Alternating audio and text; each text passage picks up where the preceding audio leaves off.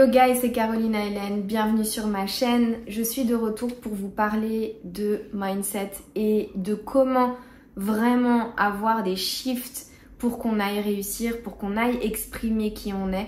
Je trouve qu'on n'a pas assez ça dans notre entourage, je trouve qu'on n'a pas assez d'amis en fait pour nous porter. Et ce n'est pas quelque chose que je viens blâmer ou autre, c'est vraiment factuel, c'est-à-dire que il y a peu de gens qui vont être là derrière toi à te dire allez vas-y, à te pousser, à aller venir extraire ton talent, à aller venir vraiment te sortir de ta zone de confort pour que juste tu fasses le taf et que tu ailles te réaliser. Et c'est pour ça que je fais cette vidéo, parce que j'aurais vraiment aimé avoir comme une présence. Et en fait j'espère que tu ressentiras ça dans cette vidéo, comme une présence pour te porter, pour venir un peu te lift up et que t'ailles en fait exprimer qui tu es et faire ce que tu as à faire et apporter ta valeur au monde. Les premières choses que j'ai appliquées pour moi dans ma vie, c'est de venir un peu déblayer, venir un peu faire le nettoyage de mon terrain, de mon environnement. Et ce nettoyage, ça passe par un déconditionnement. Donc peut-être que tu as eu un conditionnement qui vient te limiter. Quand je dis conditionnement, ça veut dire que peut-être que la manière dont on t'a éduqué ou les choses qui t'ont été transmises par tes parents, par des gens de ta famille, ou bien là où tu as grandi, tu as peut-être grandi dans un environnement qui t'a poussé à peut-être avoir une autre mentalité qui s'oppose un peu à la mentalité qui t'aiderait en fait pour te réaliser. Moi par exemple, je n'ai pas eu la mentalité d'entrepreneur, je n'ai pas reçu forcément des encouragements pour créer du contenu, pour m'exposer, pour aller un petit peu croire en moi, pour aller chercher au fond de moi ce que j'ai envie de transmettre. Et ça, je pense que c'est global, ça c'est vraiment propre à un peu tout le monde, c'est de ne pas avoir forcément reçu une éducation pour aller au fond de qui on est et au fond de ce qu'on a vraiment envie d'exploiter et d'exprimer comme talent. Ça commence un petit peu à changer.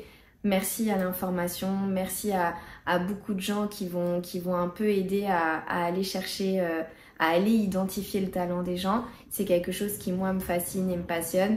Au-delà de ça, moi ce que je veux te dire, c'est que ces conditionnements-là, on les a tous reçus à des niveaux différents. Il y a bien évidemment d'autres choses que tu as pu recevoir qui viennent te limiter.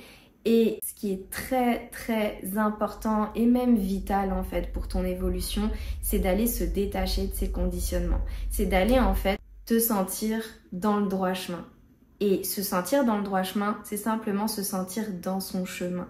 C'est ni le chemin d'un ami, ni le chemin d'un parent, c'est ton chemin. C'est celui qui paraît le plus juste pour toi. C'est celui qui vient en fait te dire mais c'est ça et pas autre chose. C'est ça en fait qui me nourrit. C'est ça que je veux pour ma vie. Et quand tu sais que t'es assez fou pour suivre ce qui toi t'appelle à l'intérieur de toi et qui n'est pas en accord forcément avec ce qu'on te dit autour de toi, c'est là que tu te dis ok là c'est bon, je vais tout droit. Je vais dans le droit chemin. Donc je suis venue juste te rappeler de te déconditionner de ce qu'il y a autour de toi et n'attends pas que tes amis, n'attends pas que ton entourage en fait ait la même mentalité.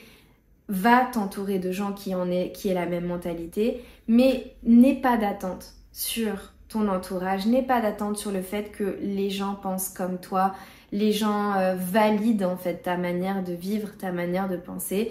Et à partir de ce principe-là, quand tu sais te détacher de ça, tu vas pouvoir avoir la force nécessaire pour te dire ok, j'ai un petit peu de folie en moi, mais j'y vais et j'y vais à fond. Donc après, ce qui va vraiment être essentiel quand on évolue et qu'on vient du coup croire en soi, on vient un peu se dire on est assez fou pour se déconditionner de tout ce qu'on a reçu, du salariat, de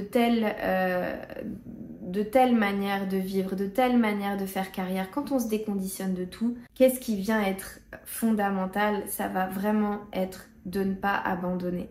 Et même si ça paraît bateau, parce que c'est quelque chose qu'on entend tout le temps, don't quit, genre ne n'abandonne pas, oui, mais c'est plus difficile que ça. C'est-à-dire que Le fait de ne pas abandonner, c'est vraiment d'aller s'accorder du temps dans ton processus. D'aller vraiment être dans le processus de faire grandir quelque chose. Et quand tu fais grandir un projet, en vrai, ce que tu fais grandir, c'est toi. Plus tu grandiras, plus ton projet grandira avec toi. Souvent, on s'attarde sur le projet alors qu'en fait, ce qui est le plus important, c'est soi en fait. À chaque fois qu'il y a un souci, le souci, il vient de toi. Le souci, il vient de toi et des choses que tu n'as pas encore compris et des choses que tu n'as pas encore intégrées et des compétences que tu n'as pas encore acquises. Le problème vient de soi. Et quand on grandit, on fait tout grandir autour de nous. Quand tu comprends que c'est un processus, c'est là que tu peux te dire « Ok, j'abandonne pas ». Parce que ne pas abandonner, c'est pas être dans la bêtise de « j'abandonne pas ». Non, en fait, l'idée, c'est de toujours se plonger dans ce processus d'évolution.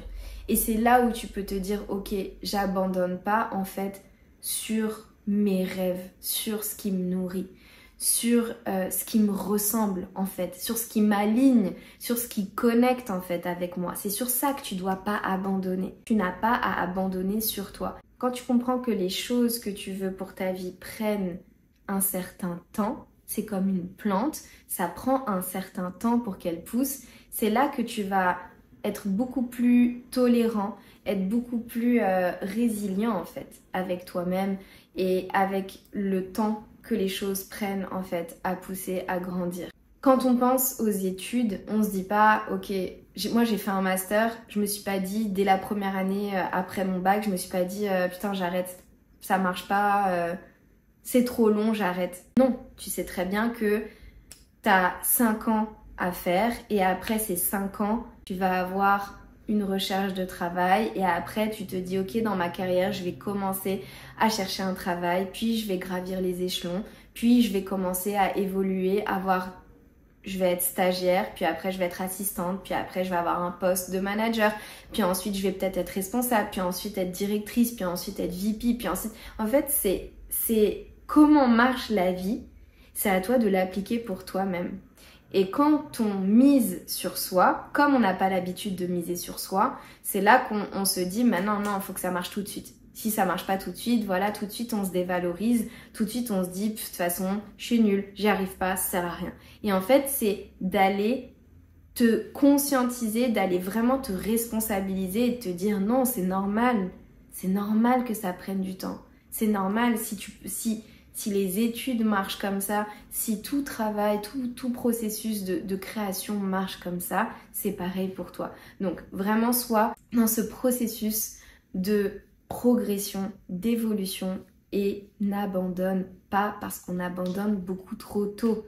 On fait toujours attention au feedback alors que le feedback ne veut absolument rien dire, ne veut rien dire dans tes débuts. Dans tes débuts, tu n'auras personne, tu n'auras pas de gens pour te commenter, pour te liker, pour te dire vas-y continue, ton travail est génial, c'est beau ce que tu fais, c'est créatif ce que tu fais. Tu n'auras personne, tu n'auras pas de feedback, c'est normal, c'est comme ça que ça commence en fait. Donc fais-toi à l'idée que c'est parfaitement normal et que justement tu te dis ok, je continue comme une graine qui pousse, tu continues de l'arroser. Donc s'il te plaît, continue de t'arroser toi et de croire en ce que tu fais et de te dire j'y vais pour le long run. L'autre chose qu'on néglige énormément, c'est le lever. Ce qui me fait rire en fait, c'est que on vient dire que certaines choses sont très clichés pour réussir. On vient même les contrecarrer. On vient dire il n'y a pas besoin de se lever tôt pour réussir. C'est ok si je me lève à 10 heures. C'est ok si je fais ça, si je fais rien. Alors, c'est très bien, ça part d'un bon principe, ça part que ce n'est pas en fait dans le burn-out qu'on réalise des choses, ça c'est réel. Mais ce qui est réel aussi, c'est que tu as à t'adapter à tes besoins. Et chacun a ses besoins et chacun a son heure de lever qui lui convient. Donc bien sûr qu'on va avoir des personnes qui vont être beaucoup plus créatives la nuit, d'autres le matin. Mais ce qui est sûr, c'est que quand tu n'as pas de structure, tu vas pas avoir quelqu'un, un boss qui te dit faut que tu arrives à telle heure, faut que tu fasses ça à telle heure, t'as ta pause déj à telle heure et tu finis à telle heure. T'as pas de structure, ta structure c'est la tienne, c'est à toi de la créer. Le lever, c'est quelque chose qui va donner le ton à ta journée. Et en fait, oui, tu peux te lever plus tard, tu peux te lever à 10h, tu peux te lever à 11h, mais sache que ce qui va nourrir ta journée, c'est avant tout si tu l'as commencé en te nourrissant toi. Si tu te nourris toi, c'est-à-dire que si tu viens t'occuper de ton corps, de ton esprit, que tu viens en fait poser des choses qui viennent te nourrir, qui sont inspirantes, tu viens lire des livres, tu viens en fait méditer, tu viens avoir ce moment pour toi qui est seul, c'est là que tu remplis ton vase d'énergie. Et quand ton vase d'énergie il est rempli, c'est là que tu peux attaquer ta journée. Moi, je ne peux que conseiller de se lever tôt parce que quand tu te lèves tôt, il y a une magie avec le temps, c'est que tu as du temps en fait. Tu as du temps et en fait, c'est là où tu es dans l'instant présent. C'est là où en fait, tu n'es pas pollué de monde, tu n'es pas pollué par tous tes WhatsApp, tous tes messages qui arrivent. Tu viens en fait t'accorder cette bulle. Et cette bulle, elle est magique parce qu'elle est à toi. Et en fait, quand tu viens soigner ça, c'est là qu'après, tu es dans le bon mindset pour arracher tes objectifs, arracher ta journée. Et dernière chose que je dirais, c'est que tu l'as jamais questionné pour tous les tafs que tu as fait dans ta vie. Tu n'as jamais questionné ton lever. Peu importe le travail que tu as fait dans ta vie, tu ne l'as jamais questionné. Ça a toujours été ok, je viens parce qu'il me faut mon argent et parce que je dois payer mes factures. Mais ce niveau-là d'engagement et de respect peut-être envers l'entreprise, envers tes anciens boss, ce respect-là, il faut que tu l'aies pour toi. Et il faut que tu l'aies pour toi, mais de manière illimitée en fait pour toi. C'est vraiment pour toi que ça compte. Donc si tu as pu te lever à des heures pas possibles pour des jobs qui sont pas du tout inspirants, ce qui a été mon cas quand je travaillais chez Sephora dans mes débuts, je sortais en fait de mes études, j'avais mon bac plus 5 et je cherchais du travail et pendant que je cherchais du travail, j'ai travaillé chez Sephora à mi-temps et je me levais à 5 heures. Je me levais à 5 heures dans les moments où j'avais les livraisons et en fait, ce sont des choses que tu fais sans te poser de questions.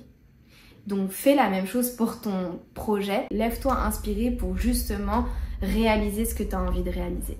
Et là, on va parler sabotage parce que le sabotage, c'est vraiment quelque chose qu'il y a à faire face. C'est quelque chose qui vient toquer à ta porte quand tu viens développer tes projets.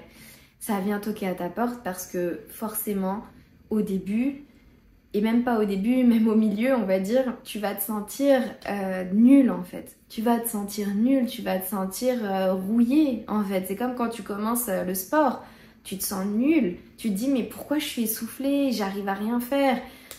C'est pareil, tu vas te sentir dans cette étape de transition. Et dans cette étape de transition où il y aura, comme je l'ai dit tout à l'heure, peu de feedback, peu de choses évidentes pour toi, peu de retours pour toi, tu vas avoir ce sabotage qui va venir toquer à ta porte, qui va venir comme une pensée dans ton esprit et qui va te dire ça sert à rien, t'as pas ce qu'il faut pour réussir, c'est toujours pareil, c'est en raison de X. Il y a en général tes traumas, il y a ton vécu, il y a tout ce qui normalement en fait vient te dévaloriser. C'est là que ça vient en fait apparaître chez toi et tu vas vouloir te confirmer des choses.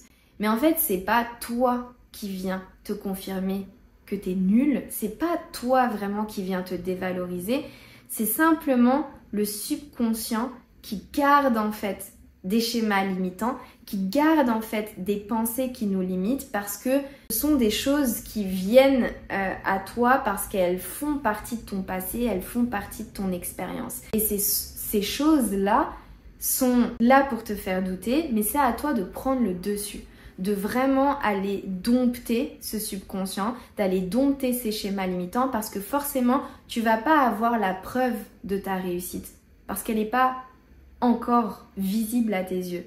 Et c'est pas dans le passé que tu vas la chercher parce que sinon tu serais déjà dans un stade de réussite.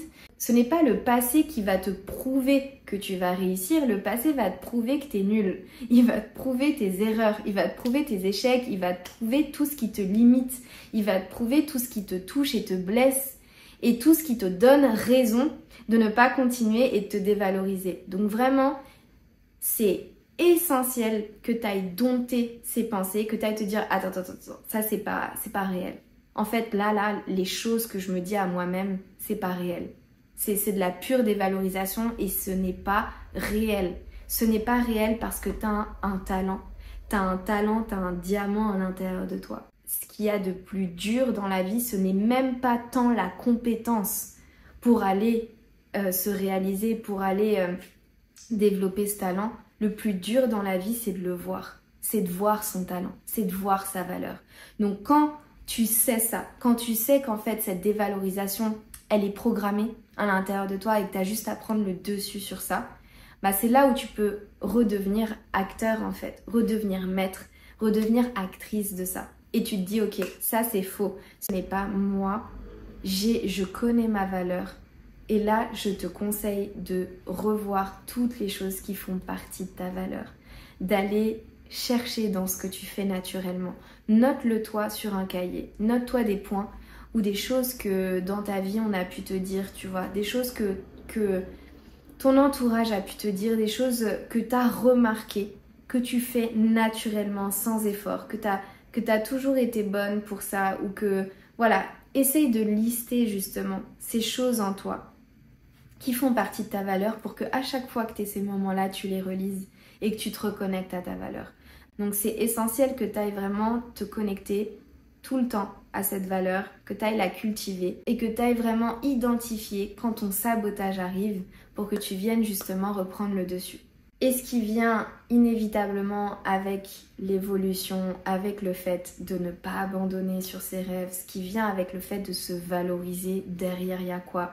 Il va y avoir l'action et derrière l'action, il va y avoir la discipline. J'ai toujours eu du mal avec la discipline parce que il y a une grosse part de freestyle en moi. Et je ne dis pas que le freestyle ce n'est pas bon, c'est simplement que cette discipline, elle est vitale. Si tu as une plante chez toi, si tu ne l'arroses pas de manière régulière, elle ne sera pas en bonne santé. Elle ne poussera pas et elle ne sera pas en bonne santé. C'est si tu te dis je l'arrose une fois de temps en temps, quand j'y pense, quand j'en ai l'envie, sans structure, sans engagement, elle ne peut pas en fait pousser dans les meilleures conditions.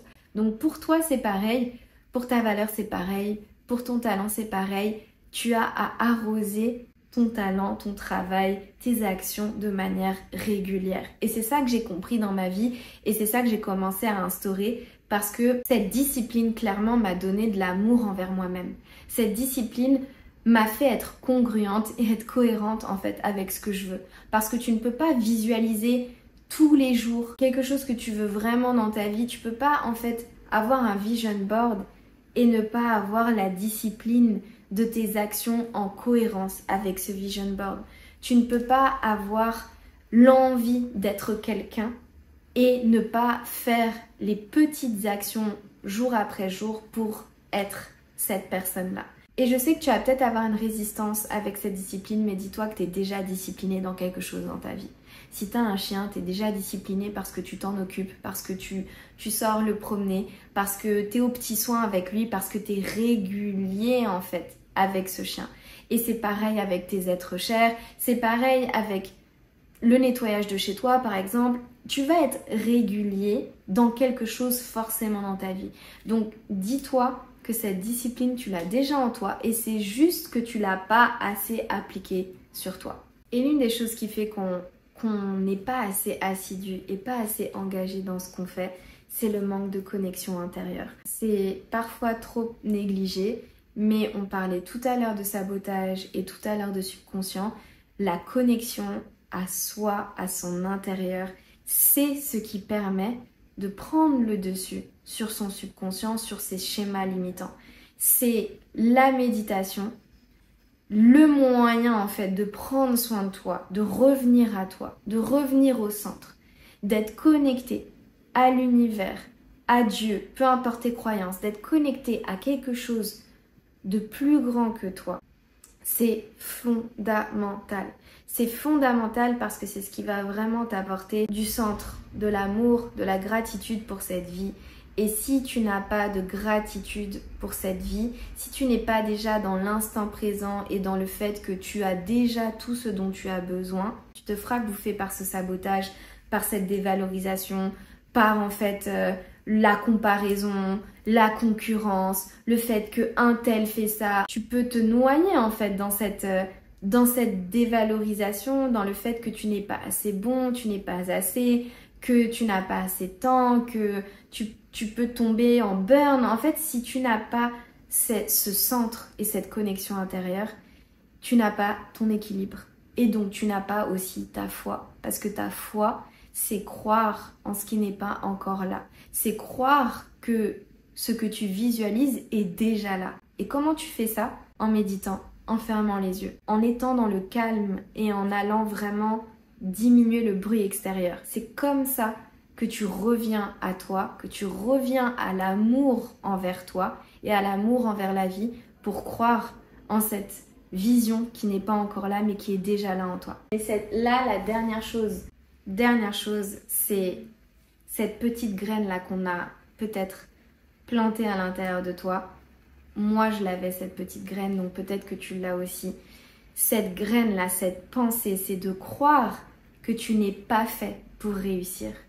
Ça, c'est la chose que tu as à transcender dès le début. En fait, limite, oublie tout ce que j'ai dit avant et occupe-toi de cette graine-là d'abord. De croire qu'en fait, tu n'as pas la capacité de réussir, c'est déjà tu perds. Déjà, en fait, tu as perdu dans ta vie. Si tu crois que t'es pas assez, t'as pas les contacts, que t'as passé l'âge, t'es trop âgé, ou t'es trop jeune, ou t'as pas le physique, ou t'as pas l'environnement, que tu regrettes tes choix, que t'es constamment en train d'analyser ton passé, tes relations, que de toute façon, tout ce qu'on t'a fait dans la vie, ça fait que de toute façon tu ne peux pas réussir, je t'arrête direct.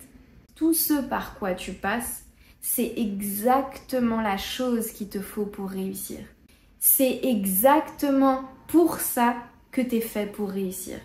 C'est parce que peu importe la raison que tu te dis dans la tête, à cause de ta famille, ou parce que tu n'as pas de famille, ou parce que tu es seul, ou parce que tu as trop de responsabilités, tu as trop de personnes à ta charge, ou parce que tu n'es pas né dans le bon endroit, tout ça est la raison de ta réussite. C'est exactement là que tu puises ta force pour aller réussir. Et si tu ressasses le passé, tu médites, tu reviens au centre, tu reviens à la grâce et tu reviens au fait que tu as le physique, tu as le talent, tu as le vécu parfait, exactement parfait pour faire ce que tu as à faire. Il n'y a personne d'autre que toi pour venir apporter ce que tu as apporté au monde. Tu es la seule personne avec ce vécu unique, avec cette pensée unique, ces croyances uniques.